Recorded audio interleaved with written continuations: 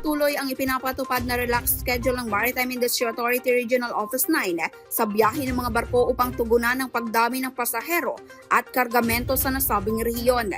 Sa ilalim ng kautusan, pinapayagan ng mga barko na agad bumiyahe sa sandaling maabot ang kanilang maximum authorized capacity. Maaari rin silang umalis kahit hindi pa puno basta may clearance mula sa Philippine Coast Guard at Philippine Ports Authority.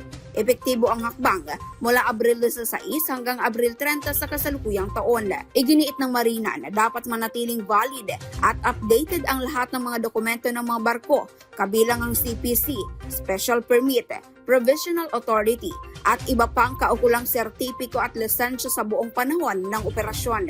Ayon pa sa ahensya, maaari ring payagan ang iba pang shipping operators na mag-deploy ng kanilang mga sasakyang dagat upang maiwasan ang pagsisikip sa mga pantalan at pagkaantala ng biyahe basta't may kaukulang dokumento at aprobado ito ng Marina. Ang nasabing hakbang ay bahagi ng pagsisikap ng Marina na matiyak ang ligtas, maaasahan at tuloy-tuloy na serbisyo sa publiko ngayong peak season.